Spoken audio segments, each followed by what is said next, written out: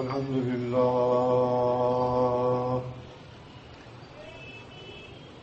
سبحان الله وبحمده سبحان الله العظيم سبحان الله وبحمده عدد خلقه ورضا نفسه وزنة عرشه ومداد كلماته إن الحمد لله نحمده ونستعينه ونستغفره ونعوذ بالله من شرور أنفسنا ومن سيئات أعمالنا من يهده الله فلا مضل له ومن يضلل فلا هادي له وأشهد أن لا إله إلا الله وحده لا شريك له وأشهد أن محمدا عبده ورسوله أما بعد فإن خير الحديث كتاب الله وخير الهدي هدي محمد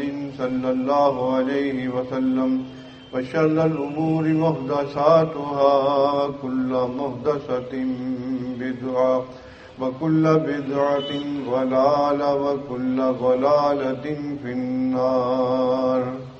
أعوذ بالله السميع العليم من الشيطان الرجيم من همزه ونفخه ونفسه وسارعوا إلى مغفرة من ربكم وجنة أرضها السماوات والأرض وأعدت للمتقين الذين ينفقون في السراء والضراء والكاظمين الغيظ والعافين عن الناس والله يحب المحسنين.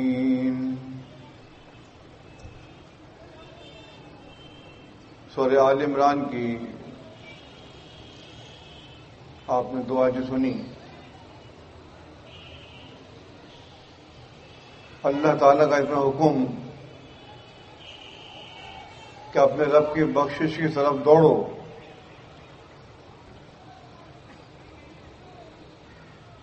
بخشش ایسی چیز ہے کہ ہم اس کے لیے تمام فرقوں کو چھوڑ کر اس جماعت حقہ میں آئے کہ اللہ تعالی ہماری مغفرت فرما دے، ہمیں جنت دے دے، ہمیں برائیوں سے محفوظ کر دے، فرقہ بندی کے شر سے ہم بچ جائیں. اور اللہ تعالیٰ بھی یہ حکم دے رہا ہے مسلمین کو کہ اپنے رب کی بخشش کی طرف دوڑو. اللہ کے رسول صلی اللہ علیہ وسلم نے اپنی زندگی میں اپنے صحابہ کرام رضی اللہ تعالی عنہم کو جنت کی خوشخبریاں دی ہیں. جنت اسی کو ملتی ہے کہ جس کو اللہ تعالیٰ معاف کر دیتا ہے، جس کی بخشش فرما دیتا ہے.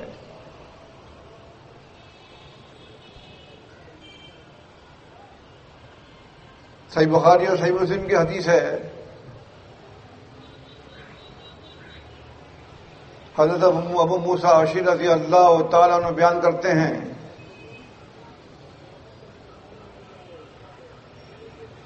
کہ میں اللہ کے رسول صلی اللہ علیہ وسلم کو ڈھونڈتا ہوا ایک باغ میں پہنچا تو دیکھا کہ وہاں اللہ کے نبی صلی اللہ علیہ وسلم موجود ہیں. عریس کا کنواں، وہاں آپ اپنے دونوں پیروں کو کھول کر پانی میں لٹکائے ہوئے ہیں. میں آ کے باغ کے دروازے پر بیٹھ گیا آپ کی حفاظت کے لیے.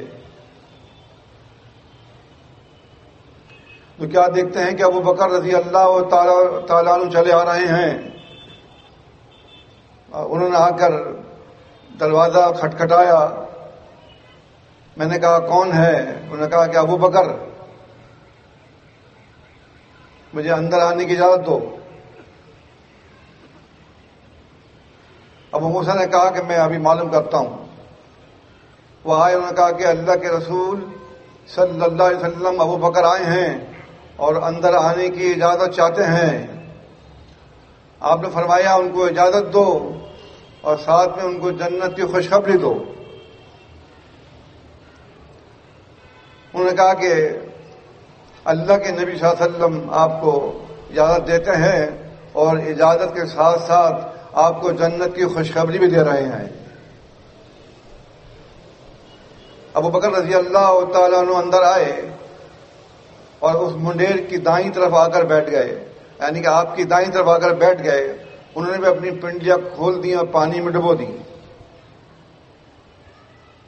کہنے لگے ابو موسیٰ رضی اللہ تعالیٰ عنہ کہ میں اپنے دل میں اللہ سے دعا کر رہا تھا کہ میرا بھائی بھی گھر پہ وضو کر رہا تھا، وہ بھی اس موقع پر اگر آ جائے تو کتنا اچھا ہو۔ میں یہ سوچ رہا تھا کہ عمر بن خطاب رضی اللہ عنہ آ گئے اور انہوں نے بھی اندر آنے کی اجازت چاہی۔ میں نے کہا کہ آپ ٹھہریے، میں معلوم کرتا ہوں۔ ابو موسیٰ نے کہا کہ اللہ کے رسول صلی اللہ علیہ وسلم عمر بن خطاب آئے ہیں اور وہ بھی اندر آنا چاہتے ہیں۔ آپ نے فرمایا کہ ان کو اندر آنے دو اور ان کو بھی جنت کی بشارت دو۔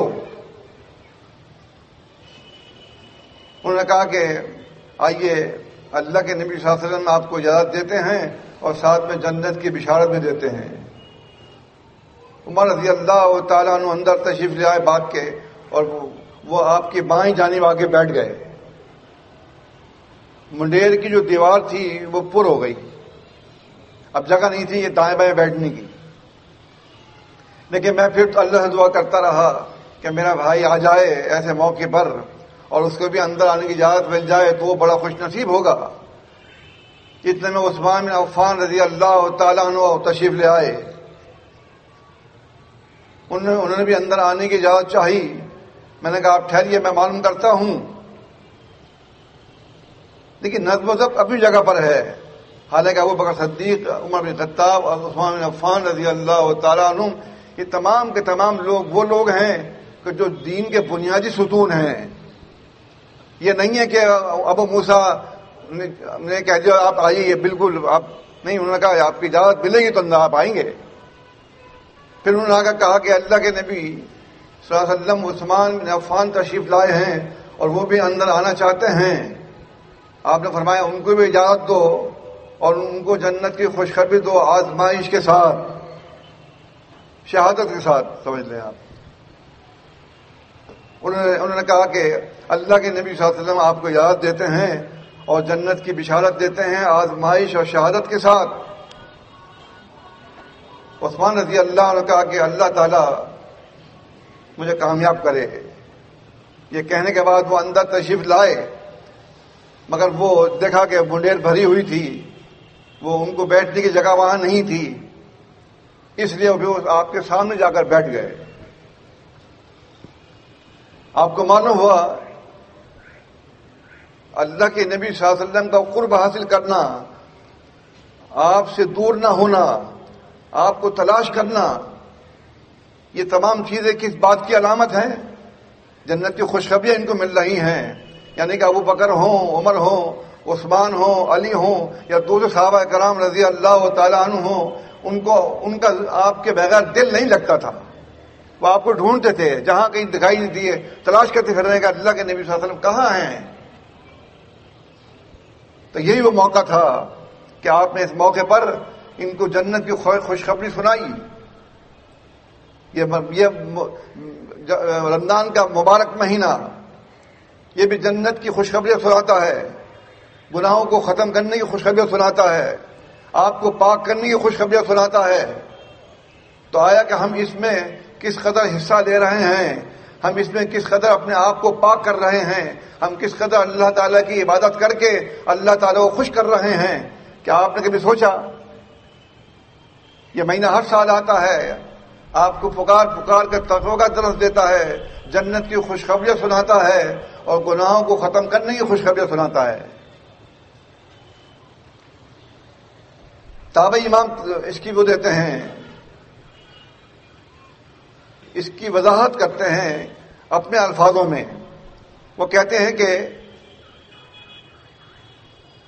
عثمان بن عفان رضی اللہ عنہ کا وہاں بیٹھنا، منڈیر پہ جگہ نہ ہونا، ایسا ہی جیسے کہ آپ دیکھتے ہیں کہ اللہ کے رسول صلی اللہ علیہ وسلم، ابو بکر، عمر رضی اللہ عنہما آپ کے ساتھ دفن ہیں، عثمان بن عفان رضی اللہ تعالیٰ عنہ آپ کے ساتھ دفن نہیں ہو سکے، ان کو جنت البقیع میں دفن کیا گیا۔ اس سے کچھ ان کو اس کی وہ ملتی ہے، مطلب اس حدیث سے یہ بات ان کے سامنے آ رہی ہے کہ اگر وہاں جگہ مل جاتی تو ممکن ہے کہ ان کی قبر بھی وہیں بن جاتی جہاں پر اللہ کے نبی صلی اللہ علیہ وسلم، ابو بکر، عمر تھے، مگر ان کا وہاں پر نہ ہونا، منڈیر پر جگہ نہ ہونے سے معلوم ہو رہا ہے کہ وہ دور بیٹھے، سامنے بیٹھ گئے تو ان کو ان کی جو قبر ہے وہ جنت البقیع میں ملی۔ تو یہ وہ لوگ، یہ وہ صحابہ کرام رضی اللہ تعالیٰ عنہ ہیں جن کو زندگی میں اللہ کے نبی صلی اللہ علیہ وسلم نے جنت کی بشارت سنائی۔ ہم لوگ سب جنت حاصل کرنے کے لیے جماعت المسلمین میں آئے ہیں، جنت حاصل کرنے کے لیے، اپنی بخشش کروانے کے لیے، اپنے گناہوں ختم کرنے کے لیے جماعت پہ آئے ہیں۔ عبداللہ بن سلام رضی اللہ تعالیٰ عنہ یہودیوں میں بہت بڑے عالم، ان کے والد صاحب بھی بڑے عالم۔ جب اللہ کے نبی صلی اللہ علیہ وسلم نے پوچھا کہ تم عبداللہ بن سلام کے بارے میں کیا کہتے ہو، انہوں نے کہا کہ وہ عالم ہیں، عالم کے بیٹے ہیں، سید ہیں، سید کے بیٹے ہیں۔ آپ نے فرمایا اگر تمہیں یہ معلوم ہو جائے کہ انہوں نے اسلام قبول کر لیا تو تم کیا کہتے ہو؟ کہتے ہیں ہم اس سے پناہ طلب کرتے ہیں کہ عبداللہ بن سلام اسلام قبول کر لیں۔ ان کے بارے میں بھی خوشخبری ہے کہ اللہ تعالیٰ نے ان کو ایک خواب دکھایا۔ لوگ ان کو کہتے تھے کہ دیکھو تم جنتی آدمی دیکھنا، دیکھو وہ جنتی آدمی ہیں۔ ایک تابعی امام رحمۃ اللہ علیہ وہ ان کے پاس گئے اور انہوں نے یہ بات ان سے کہی کہ آپ کے بارے میں یہ بات لوگ کہتے ہیں کہ آپ جنتی ہیں۔ انہوں نے کہا کہ نہیں، کسی کو یہ سزاوار نہیں ہے کہ وہ میرے بارے میں یہ الفاظ کہیں کہ میں جنتی ہوں۔ یہ ہے اصل میں کسر نفسی، تقویٰ، پرہیزگاری، کہ آدمی کو خوشخبری ملنے کے باوجود بھی وہ کیا کہتے ہیں کہ نہیں میں اس قابل نہیں ہوں کہ مجھے جنتی کہا جائے۔ کہتے ہیں کہ میں تمہیں وہ حقیقت سناتا ہوں، وجہ کیا ہے۔ میں نے ایک دفعہ خواب دیکھا، خواب میں دیکھا کہ ایک ستون ہے جو آسمان سے زمین کی طرف جا رہا ہے، اس کے اوپر ایک کڑا لگا ہوا ہے۔ مجھے کسی نے کہا کہ تم اوپر چڑھ جاؤ، میں نے کہا میں نہیں چڑھ سکتا، لیکن کسی نے میری قمیض پکڑی اور میں اوپر چڑھ گیا اور میں نے وہ کڑا پکڑ لیا۔ جب میں نے وہ کڑا پکڑا اور مضبوطی سے پکڑا میں نے تو میری آنکھ کھل گئی۔ مختصر بتا رہا ہوں آپ کو میں، تو جب میری آنکھ کھلی تو وہ کڑا میں نے پکڑا ہوا تھا، تو میں نے یہ خواب اللہ کے رسول صلی اللہ علیہ وسلم کو سنایا تو آپ نے فرمایا کہ تم نے اسلام کا مضبوطی سے پکڑ لیا ہے۔ مطلب کیا کہ جو آدمی اسلام کو مضبوطی سے پکڑ لے، دین کو مضبوطی سے پکڑ لے تو وہ جنتی ہے۔ اس لحاظ سے تابعین یا یہ تبع تابعین دوسرے لوگ جو ہیں ان کے بارے میں یہ خیال، یہ رائے رکھتے تھے کہ عبداللہ بن سلام جنتی آدمی ہیں۔ اس طریقے سے ہم سب لوگوں کو چاہیے کہ اللہ دعا کریں کہ اللہ تعالیٰ ہمیں ایسے خواب دکھا، ہمیں ایسے خواب دکھا کہ ہم تیری ذات سے پر امید ہو جائیں۔ امید کر سکتے ہیں، یقینی بات تو اللہ کو معلوم ہے۔ آپ جانتے ہیں حضرت عمر بن عاص رضی اللہ تعالیٰ عنہ بڑے مشہور صحابی ہیں، اللہ کے نبی صلی اللہ علیہ وسلم کی صحبت یاب ہیں، صحبت سے فیض یاب ہیں، لیکن جب ان کی موت کا وقت قریب آیا تو زار و خطاب رو رہے تھے۔ قرآن مجید میں کیا ہے؟ کتب علیکم الصیام، تم پر روزے فرض کیے گئے ہیں، لعلکم تتقون، اس لیے کہ تم متقی اور پرہیزگار بن جاؤ۔ تقوی کا عالم یہ ہے ان کا کہ وہ زار و خطاب رو رہے ہیں، دیوار کی طرف اپنا چہرہ کیا ہوا ہے۔ کچھ تابعی امام، ان کے بیٹے عبداللہ موجود ہیں، وہ ان کو کہہ رہے ہیں کہ یا ابتی، اے میرے والد محترم، ہاکذا بشر رسول اللہ صلی اللہ علیہ وسلم، کہ اللہ کے نبی صلی اللہ علیہ وسلم نے آپ کو اس طرح خوشخبریاں سنائی ہیں۔ بشر رسول اللہ صلی اللہ علیہ وسلم ہاکذا، اور آپ کو فلاں موقع پہ یہ فلاں موقع پہ یہ، وہ ان کو یاد دہانی کرا رہے ہیں کہ اللہ کے نبی صلی اللہ علیہ وسلم نے آپ کو خوشخبریاں سنائی ہیں، لیکن اس کے باوجود بھی ان کے تقوی کا عالم یہ ہے کہ وہ زال و قطار ہو رہے تھے۔ مختصر یہ کہ جب انہوں نے بیعت کرنے کے لیے اپنا ہاتھ بڑھایا اور کہا کہ اللہ کے رسول صلی اللہ علیہ وسلم میری بیعت لے لیجیے، اور جب آپ نے بھی اپنا ہاتھ بڑھایا تو انہوں نے اپنا ہاتھ پیچھے کر لیا۔ فرمایا اللہ کے نبی صلی اللہ علیہ وسلم نے کہ یا اب امر کیا وجہ ہے، ہاتھ کیوں تم نے پیچھے کر لیا؟ انہوں نے کہا اللہ کے نبی صلی اللہ علیہ وسلم اشترطو، میں آپ سے شرط کرنا چاہتا ہوں۔ آپ نے فرمایا تشترطو لماذا، تم شرط کرنا چاہتے ہو، کیا شرط کرنا چاہتے ہو؟ میں کہ یہ مجھے بتا دیں کہ اللہ تعالیٰ نے مجھے معاف کر دیا، مجھے اللہ نے بخش دیا۔ آپ نے فرمایا تمہیں معلوم نہیں ہے کہ جب آدمی اسلام قبول کرتا ہے تو جو اس کے گناہ پہلے اس نے کیے ہوتے ہیں وہ تمام کے تمام ختم ہو جاتے ہیں۔ آپ بھی جماعت المسلمین میں آئے ہیں، کوئی آدمی بوڑھا ہے، کوئی جوان ہے، کچھ بچے ساتھ آئے ہیں، کچھ خواتین آ رہی ہیں جماعت کے اندر، ان سب کو اس بات سے تقویت ملنی چاہیے کہ جو ہم نے ایام جاہلیت میں غلط کام کیے، خواہ وہ گناہ کے ہوں، شرک کے ہوں، بدعت کے ہوں، وہ تمام کے تمام منہدم ہو گئے، گر گئے، ختم ہو گئے، اللہ نے ان کو پاک کر دیا۔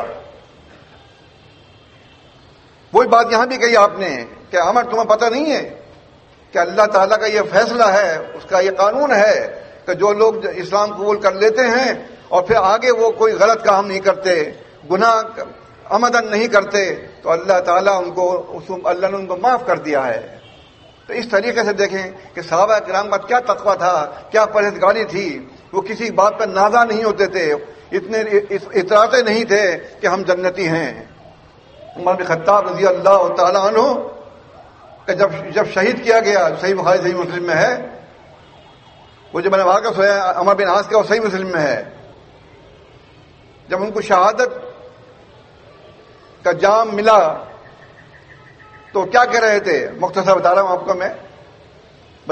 آپ کو میں سارو الی مغفرۃ من ربکم، کہ اپنے رب کی بخشش کی طرف دوڑو۔ یہ واقعہ سننے کے بعد ہم سب اس بات کے متمنی ہوں گے کہ اللہ تعالی ہمیں بخش دے، ہمیں معاف کر دے، جو خطائیں ہم کر چکے ہیں اسے ملیاں میٹ کر دے، اس کو کتاب سے نکال دے۔ یہ تمام چیزیں اسی لیے ہم ان پروگراموں کو کرتے ہیں کہ آدمی کا ایمان تازہ ہو جائے۔ رمضان کا مہینہ، متبرک مہینہ، رحمتوں کا مہینہ، گناہوں کو ختم کرنے کا مہینہ، اس مہینے سے پورا ہم فائدہ اٹھائیں۔ عمر رضی اللہ تعالیٰ عنہ کہتے ہیں، کیونکہ ان کو علی رضی پیچھے ہاتھ رکھ کے کہا کہ آپ تو اللہ کے نبی صلی اللہ علیہ وسلم کے خاص آدمی ہیں، یعنی کہ آپ کو خوشخبریاں دی ہوئی ہیں وغیرہ وغیرہ۔ تو دیکھا علی رضی اللہ تعالیٰ عنہ تھے، انہوں نے کہا کہ میں تو یہ کہتا ہوں کہ جو میں نے عمل اللہ کے نبی صلی اللہ علیہ وسلم کے زمانے میں کیے، ان کی بنیاد پر اللہ مجھے بخش دے، مجھے معاف کر دے، مجھے جنت دے دے، اور جو میں نے آپ کی وفات کے بعد اچھے اور برے عمل کیے ہیں اس میں مجھے برابر چھوڑ دے۔ میں نے برے کام بھی کیے ہوں گے اور اچھے کام بھی کیے ہوں گے، اس لحاظ سے مجھے وہ معاف کر دے تو میرے لیے یہ کامیابی ہے۔ کون کہہ رہے ہیں؟ عمر رضی اللہ تعالیٰ عنہ۔ ان کو یہ نہیں ہے کہ وہ جنتی آدمی ہیں، ان کے بارے میں کیا ترمذی کی حسن حدیث ہے، فرماتے ہیں اللہ کے نبی صلی اللہ علیہ وسلم اگر میرے بعد کوئی نبی ہوتے تو عمر ہوتے۔ صحیح بخاری کی حدیث ہے اگر الہام جاری ہوتا تو عمر بن خطاب کو الہام ہوتا، لیکن الہام ختم ہو گیا، نبوت ختم ہو گئی۔ یعنی کہ آپ اس بات سے اندازہ لگا سکتے ہیں کہ عمر بن خطاب رضی اللہ تعالی عنہ میں وہ تمام خصوصیات موجود تھی جو ایک نبی میں ہوتی ہیں۔ اس لیے تو کہا اگر میرے بعد نبوت جاری ہوتی تو عمر بن خطاب نبی ہوتے۔ صحیح بخاری کے الفاظ ہیں، شیطان اگر دیکھتا ہے عمر بن خطاب کو تو بگلی کاٹ جاتا ہے۔ ان کو پتا ہے شیطان کو کہ یہاں میرا داؤ نہیں چل سکتا۔ تو جو اتنے مضبوط آدمی کا حال یہ ہے کہ وہ اپنے لیے کیا کہہ رہے ہیں کہ جو میں نے آپ کی زندگی میں عمل کیے ہیں مجھے ان اعمال کی بنیاد پر اللہ جنت دے دے، اور جو میں نے بعد میں کچھ کام فیصلے کچھ کیے ہیں صحیح اور غلط، اس میں مجھے برابر چھوڑ دے۔ تو آپ بھی اللہ سے دعا کیا کریں کہ اللہ تعالیٰ تیرا احسان ہے ہمارے اوپر کہ تو نے ہمیں جماعت حق کا سے روح شناس کرایا، تیرا احسان ہے کہ تو نے ہمیں ہدایت دی، اس ہدایت کی قدر کیجئے۔ اگر قدر نہیں کریں گے ہدایت آپ کے ہاتھ سے جاتی رہے گی۔ جو لوگ جماعت المسلمین میں ایک عرصہ چلے آ رہے ہیں ان کو بھی چاہیے کہ اپنے ایمان کو تازہ کریں، اپنے ایمان کو نیا کریں۔ کیسے؟ بازار میں جا کے خریدنا نہیں ہے، اپنا مطالعہ کریں، کتابوں کو پڑھیں۔ تفسیر عزیز آپ کے ہاں گھر میں کسی کے ہے کسی کے نہیں ہے، کسی کا 1 جلد ہے، کسی کے 2 جلد ہے، کسی کے 2-4 جلدیں ہیں، بھائی ان کو پڑھیں۔ جب آپ پڑھیں گے تو آپ کا ایمان تازہ ہوگا۔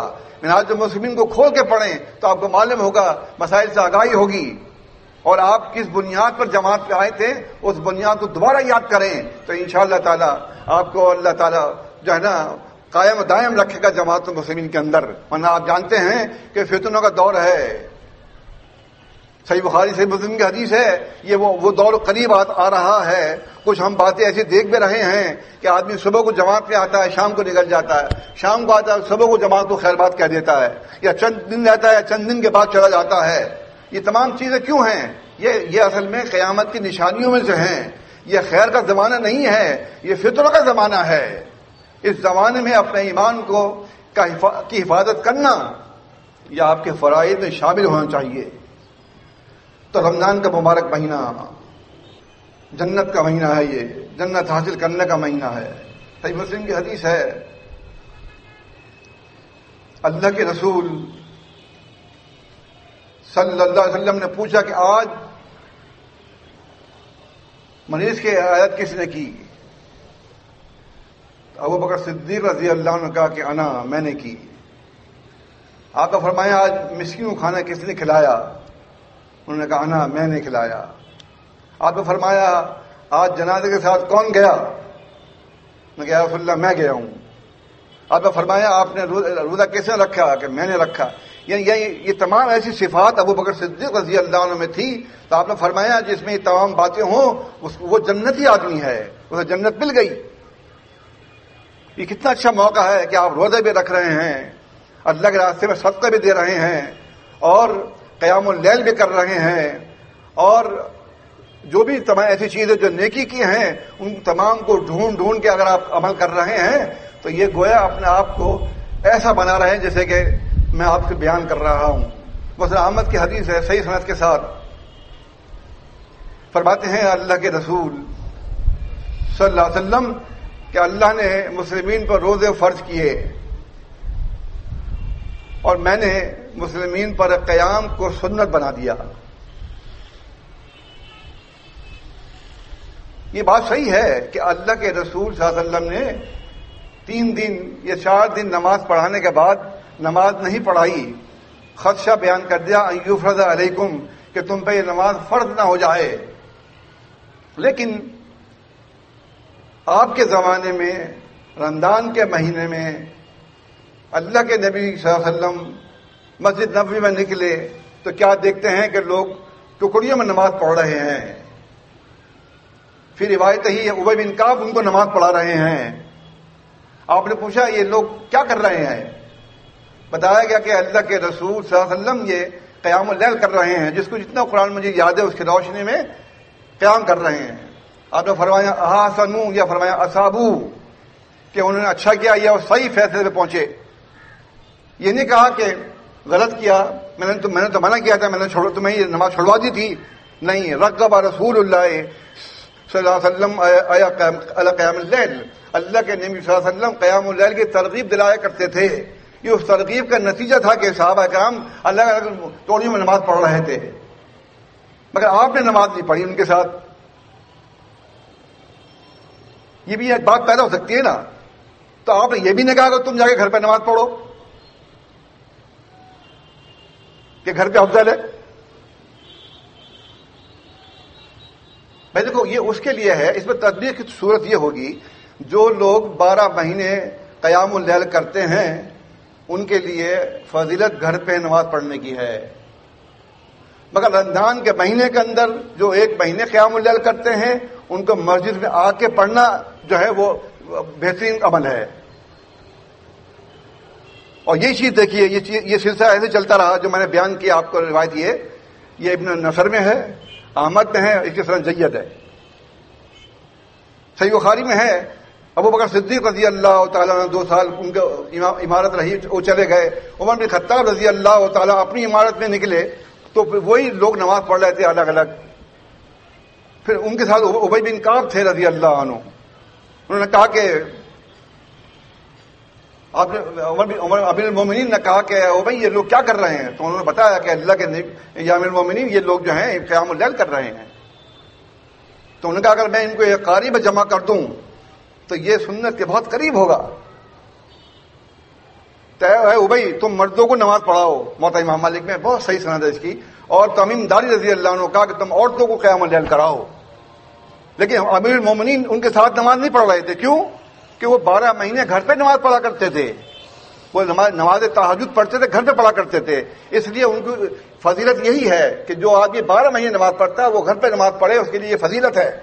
لیکن جو رمضان کے مہینے میں قیام اللیل ہو رہا ہے وہ مسجد کے اندر ہونا چاہیے، مسجد پر رونق ہونی چاہیے، اللہ کا گھر جو ہے وہ جگمگاتا رہے نمازیوں سے اور قرآن مجید کی قرأت سے۔ اور یہ ہوا کہ ابی بن کعب رضی اللہ عنہ نے ایک قاری جمع کر دیا اور سنت سے قریب کر دیا اس کو بالکل۔ تو یہ نہ کہا جائے کہ بھئی گھر پہ نماز پڑھنا جو ہے افضل ہے، بے شک افضل ہے، مگر وہ لوگ جو 12 مہینے پڑھتے ہیں وہ گھر پہ نماز پڑھیں، ان کے لیے بہترین عمل یہی ہے۔ اور اس کا ثبوت بھی میں نے دیا، دونوں ثبوت ملتے ہیں۔ اللہ کے نبی صلی اللہ علیہ وسلم گھر پہ نماز پڑھتے تھے، گھر پہ پڑھی، امیر المومنین گھر پہ نماز پڑھتے تھے، گھر پہ پڑھی، باقی تمام جو لوگ نماز مسجد میں پڑھ رہے تھے انہوں نے مسجد میں پڑھی۔ تو معلوم یہ ہوا کہ آپ گھر چھوڑیں، قرآن مجید کی تلاوت سنیں، حافظ قرآن مجید پڑھ رہے ہیں۔ میں بار بار یہ بات کہتا ہوں کہ ہمارے بعض لوگ ایسے جن کو قرآن پڑھنا صحیح نہیں آتا اور کبھی کھول کے نہیں دیکھتے، بے شک آپ جماعت کے اندر ہیں، یہ ایسا موقع ہے کہ دل میں رقت پیدا کرنے کے لیے، دل کا زنگ صاف کرنے کے لیے تلاوت قرآن مجید بے ترتیب ہو رہا ہے، سنت کے مطابق ہو رہا ہے، یہ پڑھا کریں۔ یہ طریقہ بھی صحیح نہیں ہے کہ جب 10 رکعت پڑھ لیا آپ نے وتر چھوڑ دیا۔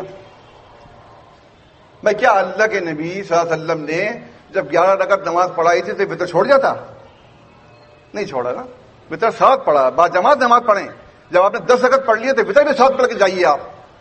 اور وہ جو ہے صحابہ کرام آمین کہتے تھے دعائے قنوت کے موقع پر، وہ آمین کہیے۔ یہ وتر ان کے لیے ہے جو آدمی 12 مہینے نماز پڑھتا ہے اور اس نے عشاء کی نماز پڑھی وتر چھوڑ دیا تو اس تہجد میں اٹھ کے پڑھ لے گا۔ لیکن آپ کو جب آپ قیام کر رہے ہیں، قیام اللیل اس وقت کر رہے ہیں تو اس وقت وتر بھی امام کے ساتھ پڑھ کے جایا کریں۔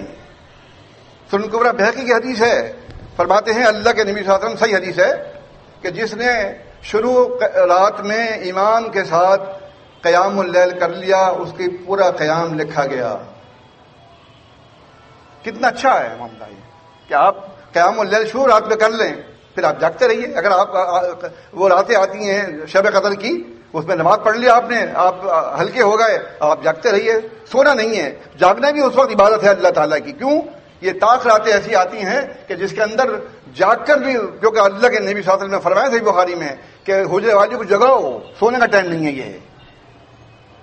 لہذا اس طریقے سے آپ اپنے اعمال کا بہتر جائزہ لے رہے ہوں گے۔ نماز تندہی کے ساتھ رکھیے، الشام جنتن، روزے ڈھال ہوتے ہیں، روزوں کو ڈھال بنائیے۔ بد اخلاقی، بد زبانی، چیخ پکار کرنا، ان تمام چیزوں سے آپ کو رمضان روکتا ہے۔ اگر آپ کو یہ بات یاد آ جائے غصے کے موقع پہ کہ انی صائم، تو کیا بات ہے۔ مجھے ایک صاحب نے بتایا ابھی قریب میں ہی، مجھے ایک صاحب نے گالی بک دی اور میں نے کہا کہ میں اس کو پکڑ کے ماروں، لیکن مجھے آپ کا حدیث کا جملہ یاد آ گیا کہ جب ایسا موقع آ جائے تو تم بولتے میں روزے سے ہوں۔ اس چیز نے مجھے روک دیا، ورنہ میں اس کی بہت پٹائی کرتا ہے نا۔ یہ ان حدیثوں کا یہ فائدہ ہے کہ ایسے موقع پر آپ کو اگر موقع ملتا ہے تو یاد رکھے کہ ہاں میں روزے سے ہوں، کوئی غلط منہ سے نکل رہا تو یاد آ جائے میں روزے سے ہوں، تو روزہ یہی چاہتا ہے۔ ترمذی کی صحیح حدیث ہے، عثمان بن عفان رضی اللہ تعالیٰ عنہ کہتے ہیں کہ رمضان کا مہینہ زکوٰۃ کا مہینہ ہے، اس مہینے میں اپنے زکوٰۃ دے کے اپنے مال کو صاف پاک کر لیجئے۔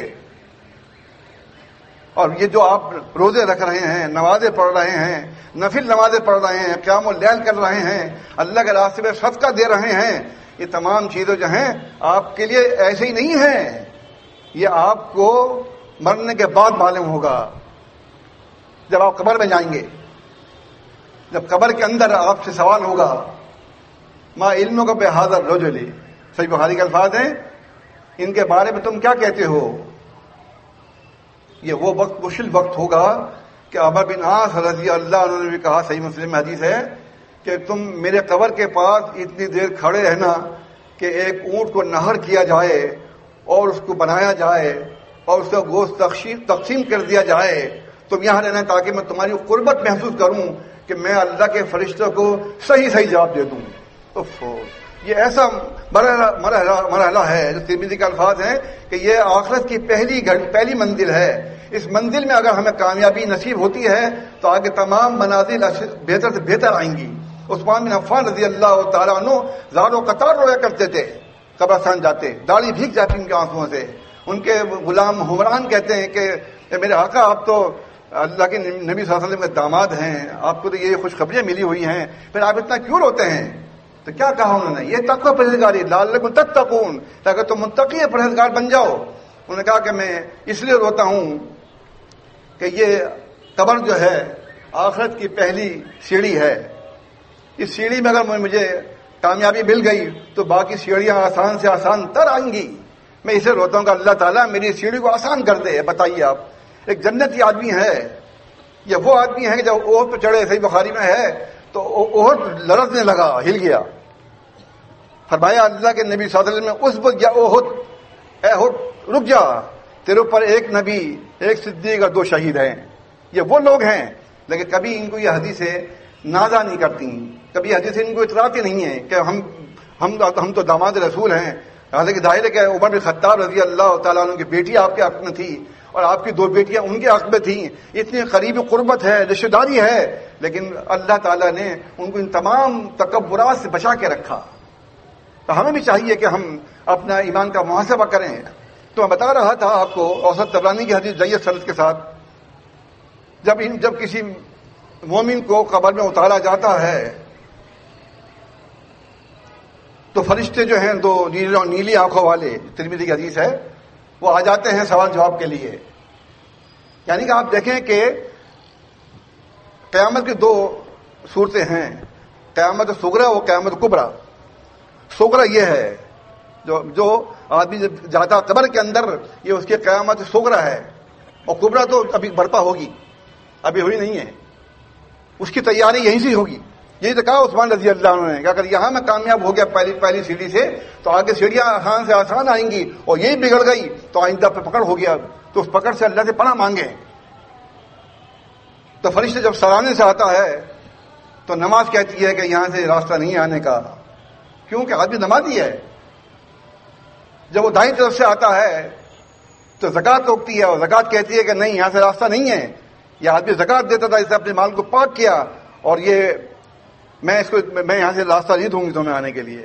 جو بائیں طرف سے آتے تو روزے روکتے ہیں، روزے کہتے ہیں کہ یہ اس نے روزے رکھے اور اللہ تعالیٰ یہ خوشنودی کے لیے روزے رکھیں، یہاں سے بھی کوئی راستہ نہیں ہے، سرہانے سے، دائیں سے، بائیں سے۔ پھر وہ پائیں سے آتا ہے فرشتے، تو نفل کام جو آپ کے ہیں وہ اس کو روکتے ہیں۔ اللہ کے راستے میں صدقہ نکالیے، اللہ کے راستے میں خوب خرچ کیجیے، اور وہ نوافل ہیں ان کو پڑھیے، تاکہ وہ نوافل وہاں پر پائیں بھی آ کے رکاوٹ بن جائیں، وہاں سے آنے نہ دیں۔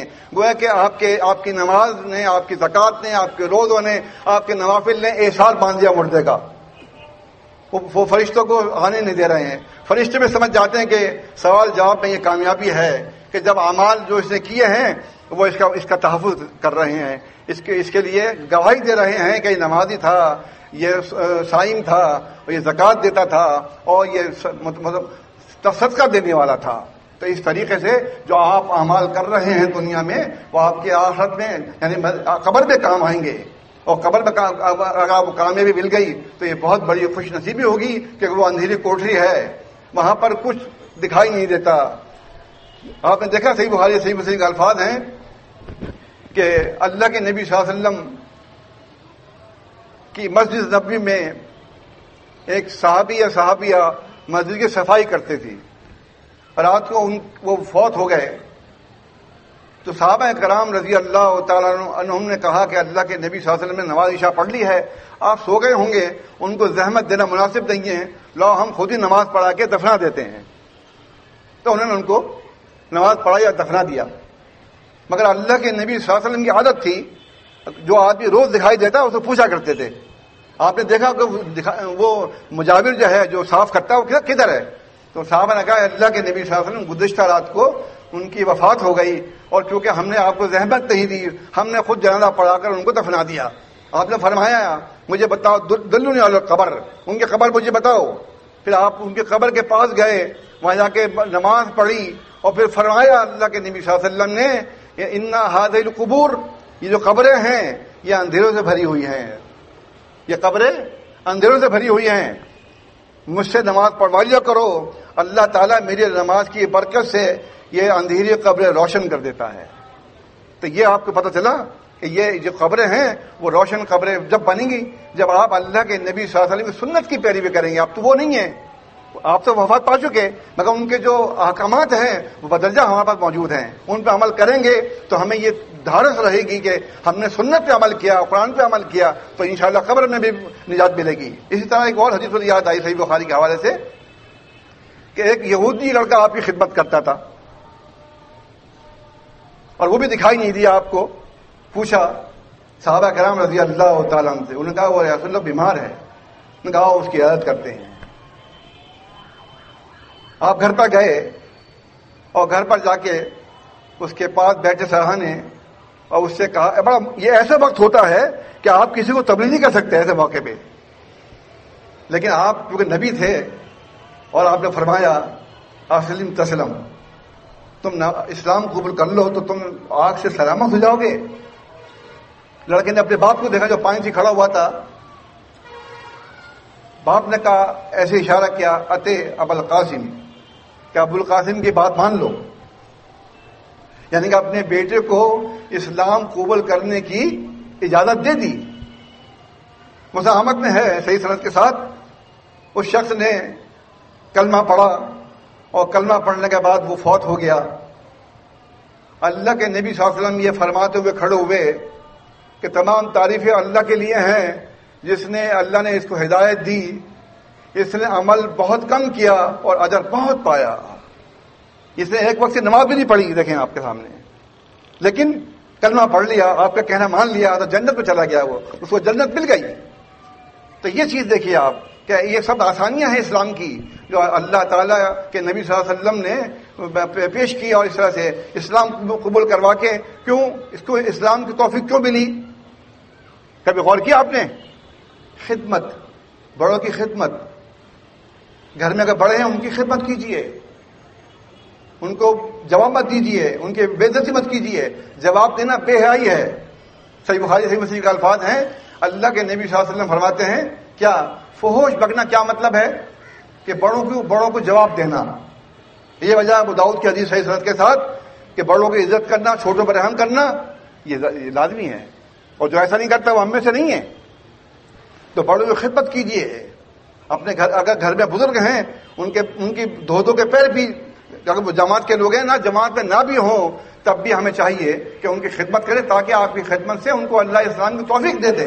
یہی وجہ ہے کہ یہ بچہ یہودی تھا، آپ کی خدمت کرتا تھا، آپ کے ساتھ بیٹھتا تھا آ کے، اور آپ نے جب آپ نہیں آپ نے دیکھا تو آپ کو اس کا محسوس ہوا بچہ کہاں ہے، اور جب بچے کے پاس گئے اور اسلام قبول کیا، اس نے آپ کا کہنا مان لیا، اس کے باپ نے بھی کہہ دیا تو اسلام قبول کر لیا، لیکن اس کے باپ نے اس کو اجازت دی، اس کو خود توفیق نہیں ملی، باپ کو توفیق نہیں ملی۔ کیوں؟ کہ اس نے خدمت کچھ نہیں کی، لیکن یہ ضرور ہے کہ اس نے اپنے بیٹے کو اجازت دے دی اسلام قبول کرنے کی۔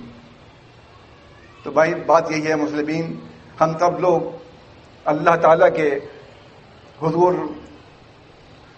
سجدہ ریز ہیں، ہم چاہتے ہیں کہ اللہ تعالیٰ ہمیں معاف کر دے، ہمارے گناہوں کو معاف کر دے، ہماری لغزشیں جو ہم سے ہوتی رہتی ہیں ان کو معاف کر دے، کیوں جانتے ہیں جو صحیح بخاری صحیح مسلم کی حدیثیں ہیں کہ کان نبی صلی اللہ علیہ وسلم الناس، اللہ کے نبی صلی اللہ علیہ وسلم بہت سخی تھے، اور اللہ کے نبی صلی اللہ علیہ وسلم نے روزے کے بارے میں کیا فرمایا ہے، افطار کے بارے میں کیا فرمایا ہے، شہری کے بارے میں کیا فرمایا ہے، یہ تمام قوانین آپ کو خود بھی مطالعہ کرنا چاہیے، منہاج میں درج ہیں، کتاب الصوم الگ ہے، اس میں آپ پڑھیے، تو اس طریقے سے معلوم ہوگا کہ آپ جو ہیں اپنے آپ کو رمضان میں پاک کر رہے ہیں۔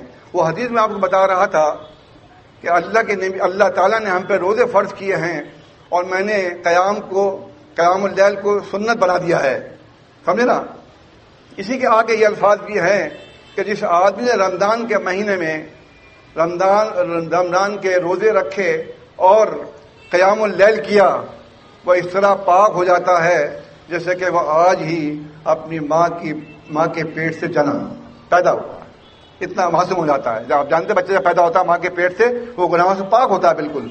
تو کتنی بڑی خوشخبری ہے کہ رمضان کے مہینے کے اندر ہم یہ تمام کر کے پاک ہو جاتے ہیں، صاف ہو جاتے ہیں، اور آگے جو آپ جا رہے ہیں اس کے اندر اعتکاف آ رہا ہے، اس میں لیلۃ القدر آ رہی ہیں، اس میں صدقۃ الفطر آ رہا ہے، اس میں زکوٰۃ کا موقع آ رہا ہے۔